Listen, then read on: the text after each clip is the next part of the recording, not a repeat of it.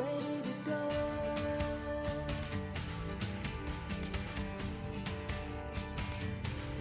Ready to go.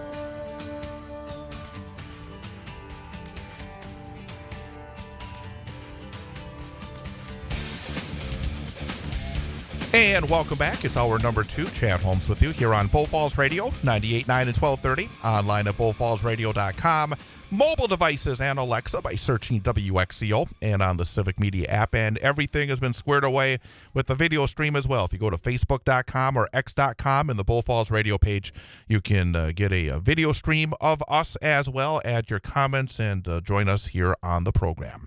As I said right before the break, it is time for the final day of our Civic Media Scotty Summer Text to Win contest. And again, all you have to do is send the keyword through the Civic Media app and the Bull Falls Radio page and text it to us, and you'll be part of the drawing to win an hourly prize, daily prizes, and the grand prizes as well. And our keyword here for this hour is freedom. Freedom. Freedom. So again, just send that one word to us on the Civic Media app and the Bull Falls Radio page. Text freedom to us sometime before 10 a.m. and you'll be part of the drawing for your chance to win. And to start off hour number 2, very happy to welcome back into our studio from, I guess you would say still from Mosinee High School, but recent graduate and multi-sport athlete Tristan Wicklund. And Tristan, thanks for coming on over. Yeah, thanks for having me. We're going to talk about the whole year because obviously it was a very busy year, it was a very successful year, but let's talk about this week because instead of being on the court or on the ice or on the field, you were cheering on Mosinee at the state baseball tournament the last 2 days. Are you able to, just to let it all go and not have the control that you do on the field of play and just have a good time and cheer on your friends and classmates? Yeah, for sure. It was fun to be able to sit back and watch the game. Obviously didn't go the way that they planned, but I think that even to get there was a huge accomplishment. It's a big accomplishment for the school as well. Just last week, you and your teammates on the softball side making it to a state championship game down in Madison, and then, of course, yesterday, the baseball team making it to the state championship game in Appleton. And the success, of course, that you had in the winter, and your team even in the fall. Football team had a good year. Your volleyball team had a good year with yourself being player of the year. When the teams are doing well, does that add to the spirit and just the good feeling around the school during the course of the school year? Yeah, for sure. I feel like when a team is performing well, no matter at what different sports that they come across, Mosinee has never failed to bring a community to support at every sporting event, no matter when the time is. Had you on back after volleyball and right at the start of hockey this year on our high school sports show.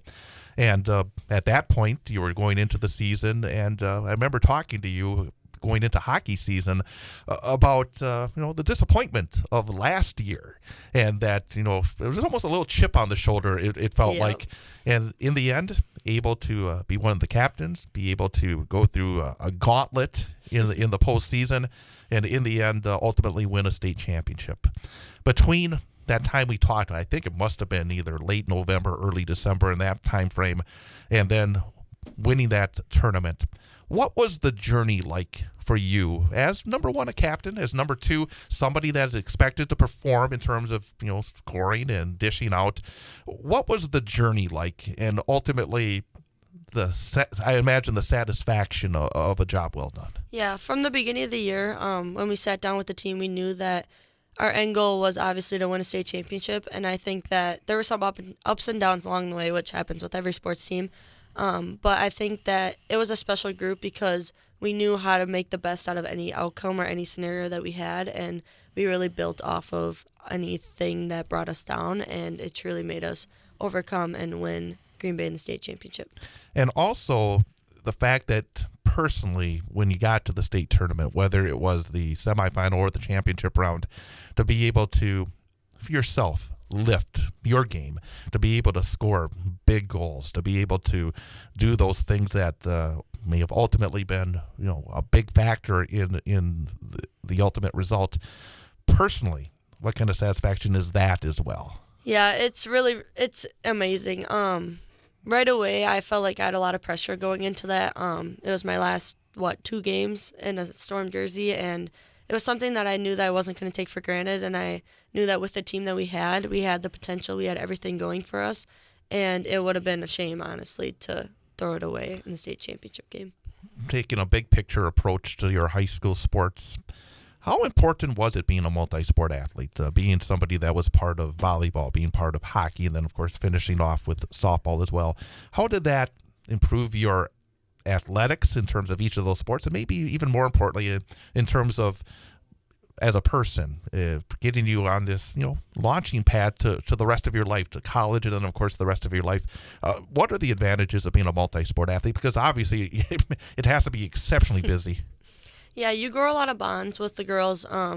Being able to see how different forms of like teams bond and like cope with stuff, it's really like changed the way that I think about sports and how to be like a true leader. Finding that way to pick the team up when they're down, I think, has honestly been my biggest takeaway from high school sports, especially in like the softball semifinal. Like we were down 7-3, and we came back, and I feel like just having that little bit of motivation on every team can honestly make it or break a team. Again, we're talking to Tristan Wicklund, multi-sport athlete at Mosinee High School here on Bull Falls Radio. Speaking of that state semifinal in softball, I was watching the game, and one thing that kind of jumped out was basically one of your final acts as a high school athlete, because it was at the very end, your last at bat, and I think it was 7-2 at the time, and you laid down a bunt for a base hit, and I thought that was something that maybe not everybody would do. That in the situation you want to, you're on the big stage, you want to swing the bat and maybe try to drive one. But in that situation, and if you look back, you take a step back, your team needed base runners. Your team needed to get, if you had hit a home run, it would have been great, but it would not have got you back to where you wanted to be, the ultimate point of either tying or taking the lead. I thought that maybe was a culmination of a lot of learning over the years. Would you agree with that? Yeah, ever since I was little, I was always either first or second in the batting order, so I could bunt. It was something that I thought that I excelled at, rather than other spots in the softball world. But I think that I give props to our head coach this year, Cody Britsky. He really took on the challenge of coming from baseball to softball, which is a totally new game. Even though they may seem like the same sports, they're honestly way different. And I think that he accepted the small ball game a lot better than I think that we've had in the past. And I think that it showed how far it got us with being able to trust all of our players and know that they can lay down the bunt when it needs to be. Another aspect of everything you did is, seeing different situations, having to overcome different things. And you were at the high of winning a state championship, second state championship with the Central Wisconsin Storm, and then you're heading off to start your softball season, and obviously a lot of fun. Where did you go? Was it Florida? Yes, it was Florida. You went to Florida to start off the season. These teams every other year normally go off to a warm weather site to get away from Wisconsin, and you suffered a rather significant injury. What happened at the very start of your softball season? Yeah, we got down in Florida. I played one game, and then we had a doubleheader the next day, played that game. And then the second game, I remember like it was yesterday, it was full count, bases loaded, and you go on the pitch when it's 2 outs. So I started running. I went to go break down before I got to second base because our batter got out. And my leg just buckled and went the other way. And then next thing I know, I got an MRI, and they said I partially tore my PCL and then just strained basically all my ligaments around my knee. And honestly, after that, I thought my season was over. I thought that there was no coming back. But with having like my team, like for example, you talk about like the courage and like the different teams and how they respond to different situations. And I think that the softball team really was there for me. Like they lifted me up when I needed it, especially Taylor Jersley. Like she had my back. Props to her. She was there through it all. So. And then you did come back, but you're not 100%. No. And as somebody that has high expectations for yourself in terms of the success you've had in all your sports, how difficult was that, knowing there were limitations? Yeah, it was hard. Right after it happened, I texted my trainer, and I was just like, I want to be back before softball season's over. And he said, okay, like we can make that work. And it was definitely a lot of work. Twice a week going in there, getting my knee worked on. Really, the hardest thing for me was trying to be able to trust it and know that it's going to, like, everything happens for a reason. It's going to just do what it needs to do. And it was honestly really hard for me to trust that. And I think once I put that past me, it was just all force from there. And now you look forward and you're heading to St. Norbert's, and you'll be playing hockey coming up in the winter. I guess, number one, this injury, again, it sounds like, very significant injury. Is that going to affect you by the time hockey season rolls around? Hopefully not. I think with training over the summer, just to build everything up around it and just to really prepare myself that once you get there in the fall, like, it's go time. Like, there's no resting, no nothing. And I think that with working now, I'll see a payoff in the summer. And now it's starting over. You had worked your way where you were a senior and a captain and a true leader on your Storm team that was one of the best in the state of Wisconsin, ultimately the best in the state of Wisconsin. Now as a freshman, what is the reset like? Yeah, it's definitely different. There's a different role coming in as a freshman. You look up to the upperclassmen like they're your big sisters, and I think that in the Storm program, that was very much shown that the underclassmen really respected the senior class. So I think that I'm just going to pay all my respects to the seniors and really look up to them. And when you look back at all the accomplishments and the opportunity, I think that's one of the things that I think is important to acknowledge as well, is when you have these opportunities. You were able to play for multiple years in all these sports. When you look back at all of it, maybe what was the couple of the highlights for you when you, as it's very soon, I'm sure as you get older you'll have even some more, but right now, what really stands out? For sure, that state championship for hockey. That's something I don't think I can ever live down. I know we won it my sophomore year, but being able to come away with it my senior year is something special. Being able to leave my legacy on the Central Wisconsin Storm and just know that I will always be a part of it is something that I will never take for granted. And volleyball season was also a high, being all-conference player of the year and just being nominated for All-State Honorable Mention. It was something that it really showed that putting in the work over the summer really helps. Coming into my fall season for volleyball, I wasn't gonna set. It was out of the picture. I was just gonna hit right side, and putting in the work over the summer after I found out that I was gonna be a setter was something that, and to see a payoff, it really was something that I will never forget. Very cool. Tristan Wicklund, it's been a pleasure seeing you over the years, watching you with so much success. Best of luck as you become a Green Knight. Thank you. Tristan Wicklund from Mosinee. We're going to take a quick time out and then come back, and we'll be joined by Paul Michlig coming up as we continue on this Friday. The time is almost 9:19. Chad Holmes with you on Bull Falls Radio, 98.9 and 1230.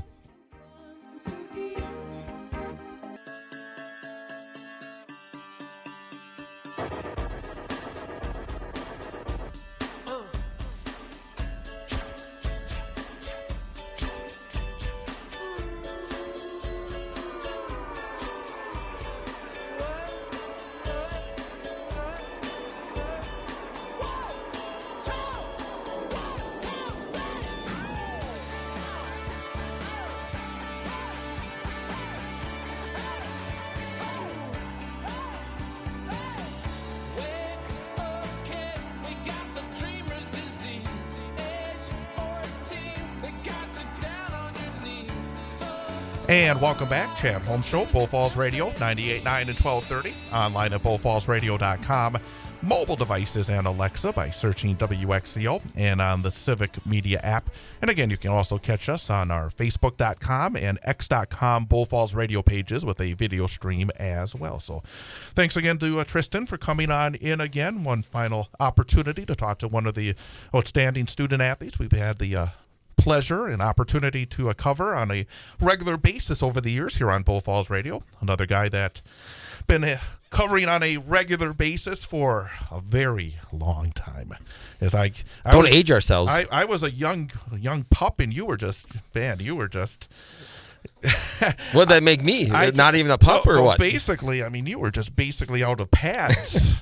When you were, remember, because and I always like telling the story that my first year at XCO was your first year head coach at Newman, so it's kind of started at the same time, and we're still here. I don't know. That means we're just stuck in the quicksand or what here, but we're still here. We're still going strong. And Paul Michlig joins us again. But also, real quickly here, because it was.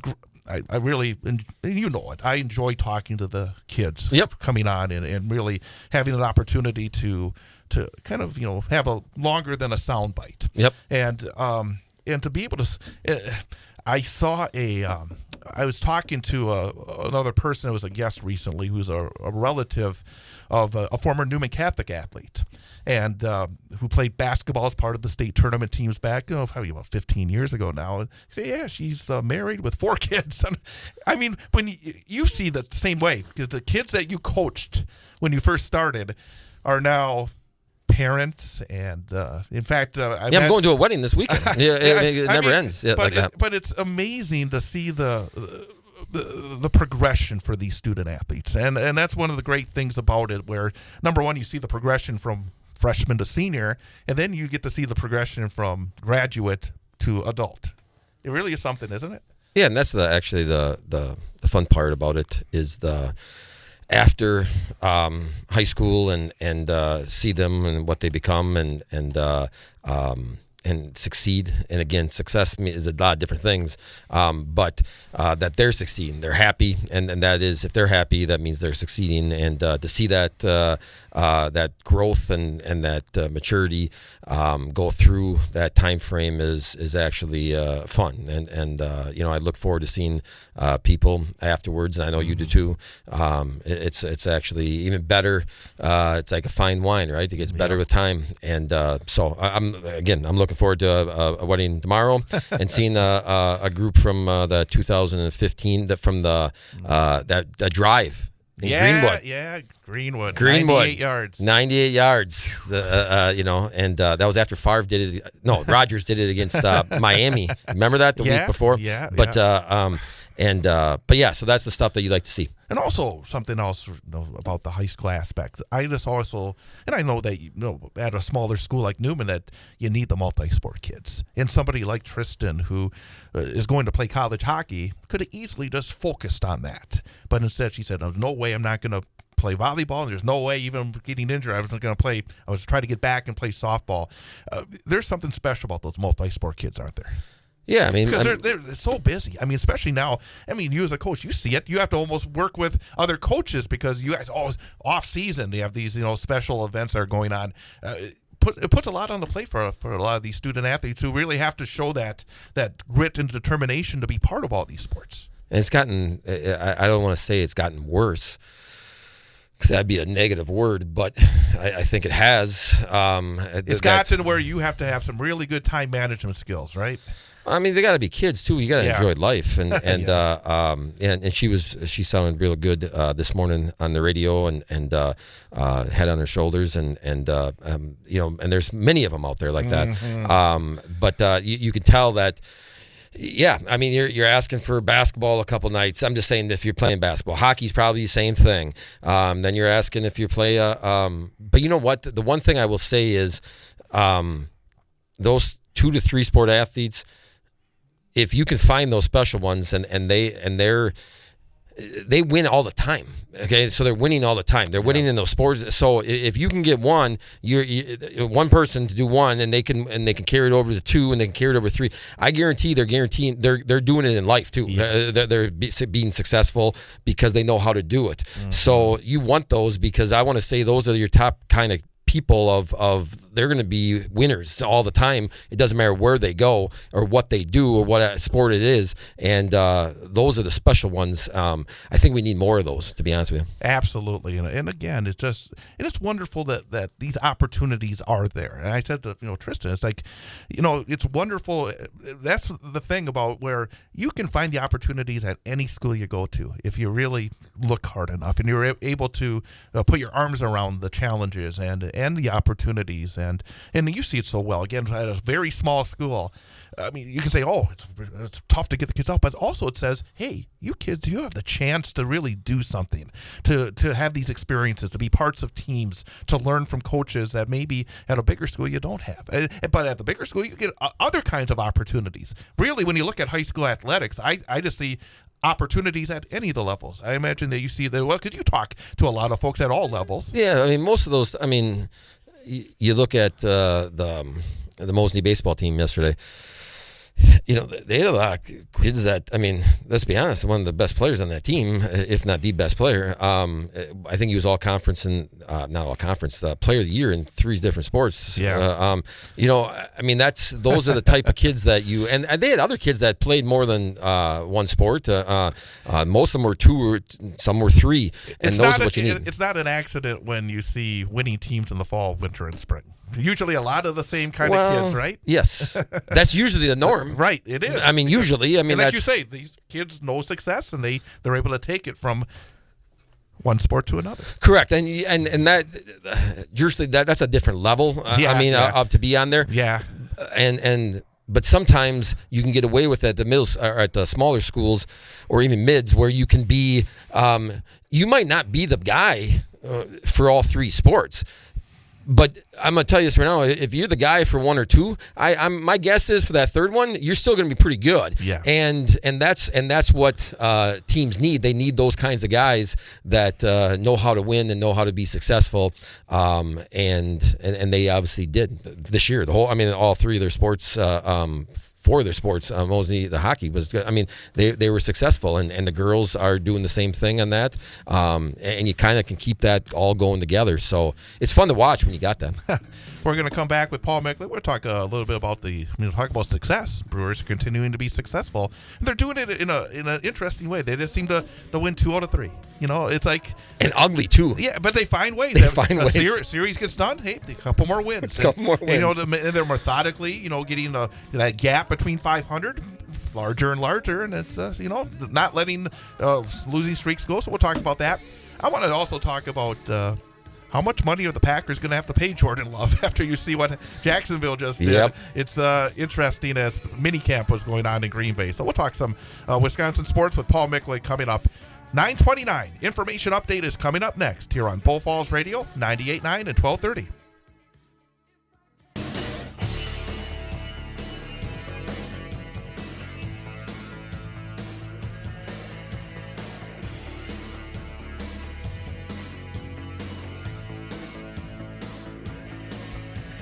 And welcome back.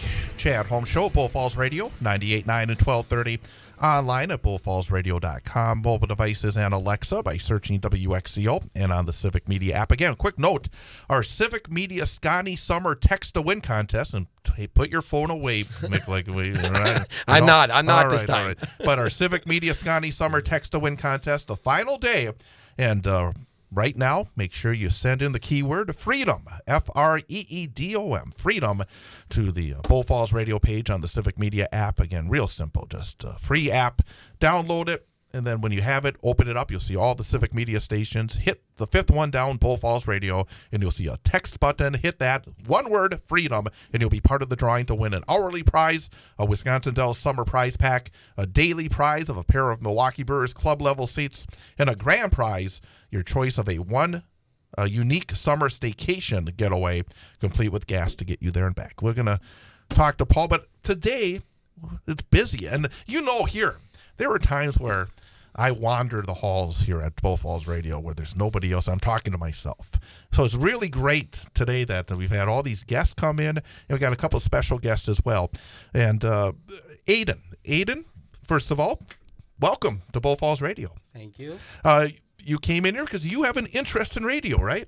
Yes, I do. And I know you were in the booth with Ian for the last couple of segments. Has Ian been showing you the ropes back there and what yes, he does? Is. He's a pro. Hey, Ian, there you go. I like the sound of that. Did you tell him to say that on the air, Ian? No, I did not. But Aiden, why do you want to get involved in radio? I don't know. I do choir and stuff, and I think that this stuff is really neat. Very good. So you got to sit with Ian the first half of this hour. You're going to hang out here in the main studio with me here in the second half of the hour. Then we're going to show you around after the show ends. But I just wanted to say welcome and glad you could be by here today. Thank you. And if Michlig says anything wrong, feel free to jump in and just let him know that he's off base. This is the Brewer stuff now. So now I could be wrong, because what I want to start off with is that about a month and a half ago, Pittsburgh was in first place, and I told Chad they will be in last place by the time And obviously, and what place are they in right now? A couple of days ago, they were in second place. But now you're right. It's what they've done for me lately. I know they're in last place. They're in last place. But it's also only, June the 14th. We'll see where it all ends up. It's a long season. Yeah, the Brewers might end up in last place before it's all said and done. But they're consistent. I mean, as I said, they just seem to find ways to win a couple of games every series. I mean, and they're, 6.5 games ahead. And it's kind of methodically giving themselves a little cushion. That's the thing that's kind of you like to see because we've talked about this. There's going to be bumps in the road, especially with, I think, the number of injuries. But, boy, they just are very consistent right now. And I think that's going to go a long way towards making sure that they're a factor when we get towards the end of the season. But does this even out? Baseball evens out. Yes, you're right. You're right. Which is the scary thing, because think about this: they won 2 out of 3 against Toronto, and they started the series 0 for 23 with runners in scoring position, and somehow they end up winning 2 out of 3 games. I know. Is that crazy? I mean, that's insane. Think about that. I mean, they won the first game without having, because it was homers, the first one on Monday, and then until that inning where they got some runs, and actually the first run they got was like on an error, it was a pass, the catcher threw it or whatever the case might be, and then they got a hit, Contreras got a hit after that, but with a guy in scoring position. But 0 for 23 going into the 7th inning, I think it was, of the third game, and they win 2 out of 3. How long can that go? What's the old saying? Numbers don't lie. When you say 0 for 20, numbers did lie in that case. But you're right, and that's the thing about baseball. Again, we've talked about this, and again, I go back to when I was younger, when I was in high school, a long time ago, and I remember the '87 season for the Brewers, and that was the year they started 13-0. And then in the month of May, the next month, they lost 12 games in a row. Yep. How does that happen? Because you're around sports, and you don't see that kind of thing where usually, say in the NFL, if the Packers start off 7-1, they're not going to then lose 7 games in a row. I mean, it doesn't seem to happen in other sports the way it does in baseball, does it? Or am I? Well, relax. You remember relax? Yeah. And then they went on. I mean, that's true. It does. I guess it does. But it seems to happen more in baseball, where a team can be really good and then turn almost on its head in a way that we don't see as much, I think, in other sports. Well, just because it's so long and the percentages are going to average out sooner or later. The thing is, they're beating the percentages right now. Yes, they are. So what happens if they actually go the opposite way? Yeah. You know what I mean? That's the good thing is, though, this is such a mediocre division. I mean, again, that's is it? I mean, I still think the Cubs are still they have talent. I don't know how many guys they're gonna get back, but they have talent. I mean, you can't. At the end of the day, talent wins. Apparently, this manager is no good. That's what I'm coming down to thinking. Well, he's your guy. He's your guy. My guy. I thought you were gonna, my guy. Cry when he left. I thought it was all over that he, you are making things up again. I said that in baseball, the Manji. I don't know how important it is. Yes, you have said that. You've said that. Use your money elsewhere, right? Well, I mean, when you're talking about $7 million, and the thing about it is, nobody else was hiring Pat Murphy. Nobody else. I mean, this was a case where you had counsel. Oh, everybody wanted to hire him. Nobody else was hiring Pat Murphy but the Milwaukee Brewers. And in the end, he's proven to be a pretty darn good manager. So again, maybe it's proven you're right. Well, I mean, I think like the clubhouse. I think there's other things. But I guarantee coach is sitting in there, and I guarantee he's thinking, if I got $7 million, I'd take any job. I mean, I would do the same thing. I mean, I know you don't like the money thing, but think about this. $7 million to sit there and put the lineup together. I could do that. No. Anybody can do that. Well, can you go a week without bringing up the money? Well, I mean, because really? I just don't, besides the clubhouse and the demeanor and stuff like that, what can they control? What can they control? Well, I would say the pitching coach has more control. Chris Hook should be the guy that's doing wonders with that. By the way, have you figured out who the batting coach is yet? No. I did look it up last week. What was his name? Oh, because after we talked, I said, I got to find out who this guy is. I forgot him when they went 0 for 23 with the runners in scoring position. But the thing about it is, it's like when the hitter's not going, we got to change the hitting coach. And ultimately, you can't make lemonade out of lemons most of the time. You can. Correct. I mean, you're not going to turn a 210 hitter into a 320 hitter based on your coaching. I mean, you either are able to do it or you're not able to do it. Correct. Correct. And I would say the AAA managers and those guys are a little like Rodriguez that came up and started the other game, his first game. Right. If you look at he's 4-5 with a 5.17 ERA in AAA, and you're thinking to yourself, well, this is a guy that's the number 8 prospect. But then if you dig into it, in May, he was the pitcher of the year in AAA. Right. So, that guy, obviously, whoever was down there got him situated back to where he was before. So what does Murphy have to do besides saying, here's the ball, you're starting tonight? Wow. No, I'm just asking. No, I'm asking. Seriously, what's the question? I do think that there's a lot more to it than, I think that when he pulled off the double steal, I don't think a lot of guys would have done that. I think there are times where, where a guy that's, I think, comfortable in his own skin. I like the fact that he appears that way, that he's not afraid of making a mistake. I think there's some guys nowadays, especially in Major League Baseball, when you look up to the skybox where your GM is having a drink after he'd sent you the lineup before. Oh, so you're saying he's not even doing the lineup now? I think that the GM's doing the lineup. I think in some cases that's the case. I don't think in all cases, but because we've actually. I don't think in this case it is. They've had some stories where the media has been in the office with Murphy, and he's actually had a little bit of a back and forth with Arnold about exactly that he's saying, hey, no, this is not the way I want to go today. I don't know whether he won the argument or not, but he's somebody that, and again, I think we've talked about this in the past. This is his chance. He's going to do it his way. To he the best care. Of his ability. Exactly. And I will say, I think the clubhouse is totally different than it was with Council. And I'm not saying Council was bad. I'm just saying it's a different clubhouse. A little looser. And a little looser. And I think that, and a little different mentality, like, hey, we're going to go show him and things like that. And he's going to have fun with it. But he's going to, when it's time to play, he's going to be a bulldog kind of type. That's huge. Guy. He's a baseball guy. And that's, you like to see that. He's not one of these, for lack of a better term, eggheads from the Ivy League, putting everything into a computer and saying this is the way we should do it. This is a old-fashioned baseball guy. And because to be honest with you, they're saying that they've bunted. I think it was like 21 at some point this year. It was like 21 times, which is and they wonderful. only did it like 27 all of last year. Well, I remember a few years ago when we went to that game. They had the winning run on second base with nobody out, and it's like bunt the guy over. And who was it? Who was the guy that was batting? Because remember, he was hitting like 200. Yes. Wasn't the catcher? Yes, the catcher. But the whole idea is we're up there saying bunt, get the guy over, win the game. Strike one, strike two, strike three. And I'd love to see a little bit more old-fashioned. But I will say is, Yelich said that he's not telling them to bunt. Do you know what I'm saying?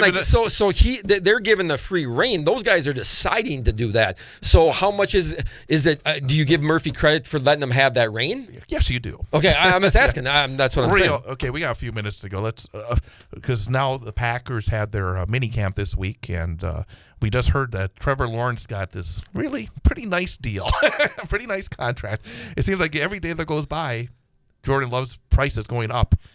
What's your thought on this? Because yes, the last half of the year, he was fantastic. Are you comfortable with giving Jordan Love the amount of money he's going to take, $55 million a year for like 5 or 6 years? When you get to that high, I can't even comprehend. $141 million up front, I think, for Trevor Lawrence. Just for signing. Here's the check for $141 million. That's a lot of money. That's a lot of money. That's a lot of money. That's a lot. I can't even comprehend. What I don't even know what you do with that. Quite frankly. But the thing about it as well, though, it seems as though in the NFL, there are outs. Then ultimately you have a year or two where we got this dead money. In the end, there's outs as well in the NFL. It's not like some of the other sports where it's guaranteed. Well, the only thing I'm going to say is that is Love smart enough to know that the more money he takes, the less money for other people? That's true. I don't know. I don't know how that's going to go because, again, sooner or later during that contract, they're going to have to play those receivers. They're going to have to pay those. You know what I mean? They're going to come up. And I can't imagine that he's going to go into next season. Well, I'm going to play it out and see if I get more. Boy, you're risking a lot. I would think that there's going to be a point where it says, okay, give me the pen. We're going to make this happen. Did you hear his interview when they were talking about it this week? I heard part of it, yes. It wasn't long. No. Because he didn't want to talk about it. Because Mike Clemens sent us a cut, and I didn't know if that was the whole part of it, but yeah. No, it was like 20 seconds. I mean, he was a one-word answer to all the questions about it. I mean, so I don't think he's like. They asked him how it's going. He's like, good. You think it'll be done by? You think it'll be done by the? Yeah. You know what I mean? That's how he answered it. And I got to ask you this, because I really don't really want to bring Rodgers up anymore, but it's interesting because the interesting aspect was not that he missed the Jets training camp, but that they actually said this was an unexcused absence. What does that tell you? Yeah, but they have to do it that way, though.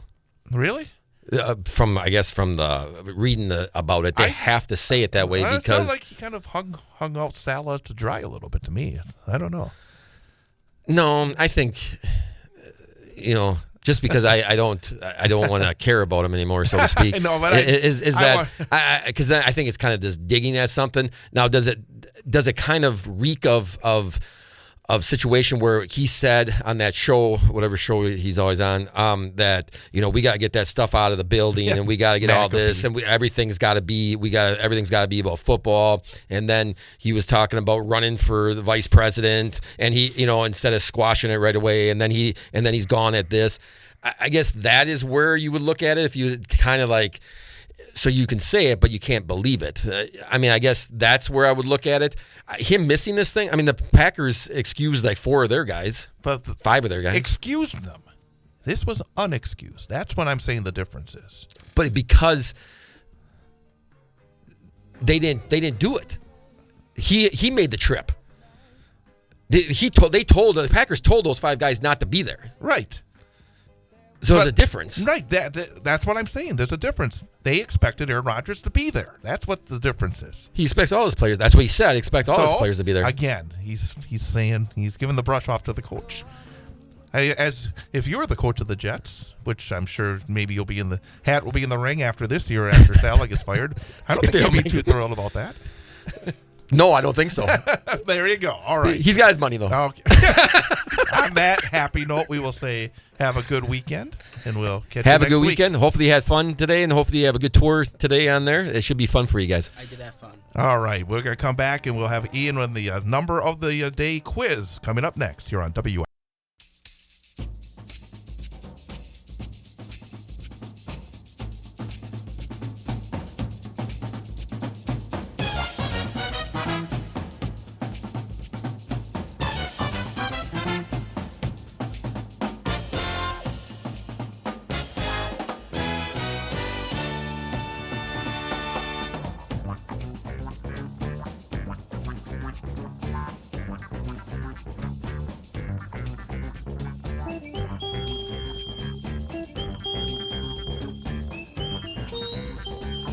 And welcome back. Chad Holmes Show, Bull Falls Radio, 98.9 and 1230.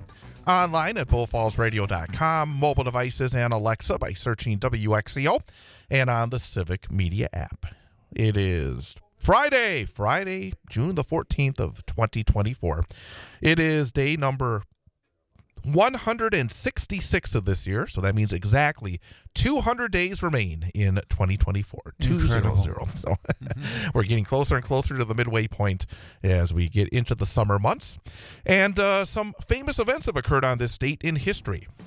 In 1937, Pennsylvania became the first state of the United States to celebrate Flag Day officially as a state holiday. On this date in 1942, Anne Frank began to keep a diary, one of the most famous, if not the most famous diary in world history. On this date in 1954, President Dwight D. Eisenhower signed a bill into law that placed the words "under God" to the United States Pledge of Allegiance. On this date in 1989, actress Zsa Zsa Gabor was arrested in Beverly Hills for slapping a motorcycle patrolman. On this date in 1996, Cal Ripken Jr. played in his 2,216th straight game with Baltimore, breaking an endurance record set by Japan's Sachio Kinugasa. The Orioles beat the Royals 6-1. On this date in 1997, a 1939 comic book that featured the debut of Batman was auctioned in New York for $68,500. On this date in 2015, Jurassic World became the first film to make $500 million worldwide in its opening weekend. On this date in 2019, rock legend Bruce Springsteen released his 19th studio album titled Western Stars. A few famous people are celebrating their birthdays. A man named Donald J. Trump is celebrating his birthday today. Oh.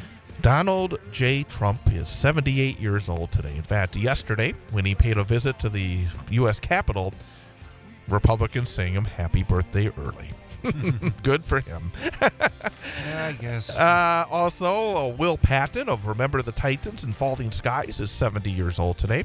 Boy George, leader of Culture Club, had some big hits in the 1980s. Boy George is 63 years old today. Former Baywatch and Nash Bridges star Yasmeen Bleeth is 56 years old today. Kevin McHale, not the basketball player, but the actor from Glee and True Blood, 36 years old today. And Lucy Hale, actor from Pretty Little Liars, is 35 years old today. And if you out there celebrating your birthday, happy birthday to you from all of us at Bull Falls Radio, 98.9 and 1230. Some special events being acknowledged here today. It is the birthday of the U.S. Army, so happy birthday to the Army. Mm-hmm. It is Family History Day, as I said, Flag Day, International Bath Day. I don't think I've taken a bath in many years. I'm a shower guy. So it is Marriage Day. I don't know why it's Marriage Day, but today it's Marriage Day. Interesting. It is Cucumber Day. It is Bourbon Day. I've never had bourbon. Have you had bourbon? No, I never had bourbon. Yeah, so Nope. it's Bourbon Day. I bet you've had strawberry shortcake, right? Yes, I have. It is Strawberry Shortcake Day.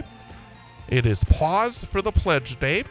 And it is World Blood Donor Day, and that's a good one. Oh, yes, absolutely. Definitely always good to donate blood and save a life, or even more than one life. So those are a few of the special events being acknowledged here today on Friday, June the 14th of 2024. Okay, I'm ready. And you already got a win. Yes. But now it's a chance to actually have an over 500 week. And I A think record, yeah. that would be a tie your record, right? 3 out of 5? You haven't had a 4 out of 5 week yet, have you? Not yet. Okay, no. so 3 out of 5 would tie your record. Okay. All right. The number for the day is the number of albums that country singer Willie Nelson has had on the Billboard Country Albums chart. His latest album is titled The Border, and it's also made the chart. So Willie Nelson had how many albums crack the Billboard Country Albums chart? Is the correct answer 84? Is the correct answer 114? Is the correct answer 144? So is it 84, 114, or 144 albums that singer Willie Nelson has had on the Billboard Country Albums charts? Okay. I try to think about this one, but not overthink it. But 84. That's a thin line, I tell you. And 144. Okay. There's a lot of albums, no matter which the correct answer is. Absolutely. That's really good. He has been a very prolific artist in the country music scene. All right. I'm just going to take a shot here. I'm going to say B. I'm going to go with 114. All right. My final answer. B, 114 is Ian's answer. The number of albums country singer Willie Nelson has had on the Billboard Country Albums chart, 114. Nice. I got it. So what a week. Nice. You tied your record. Yes, I 3 did. out of 5, 60%. Oh. You blew away the 33% threshold. Man, my mind is mush right now. It's okay. It's a Friday. It is Friday, but congratulations. Yes. All right. So next week, gonna have to break the record. Yes, I got to get 4 out of 5. Break the record next week. Absolutely. All right. Well, Ian, very well done. Before we say our goodbyes, need to remind you again, you got a couple of minutes here to text in freedom in order to be part of the drawing for the Scotty Summer Text to Win contest. Freedom. Do it right now. Final moments to be able to text it to our Civic Media app and the Bull Falls radio page. Well, Ian, have a wonderful weekend. Have a nice trip down to Wautoma, and we'll catch you on Monday. You too, Chad. TGIF, everybody. Happy Friday. Have a good weekend. Happy Father's Day to all the dads. Absolutely. And stick around. Jane Matinair coming up from Amory on the road. Matinair on air. Todd Alba will be part of the show as well. So both Matinair and Alba from Amory today, the next 4 hours. Stick around. And again, have a great weekend. We'll be back with you on Monday. Chad Holmes Show, Bull Falls Radio, 98.9 and 1230.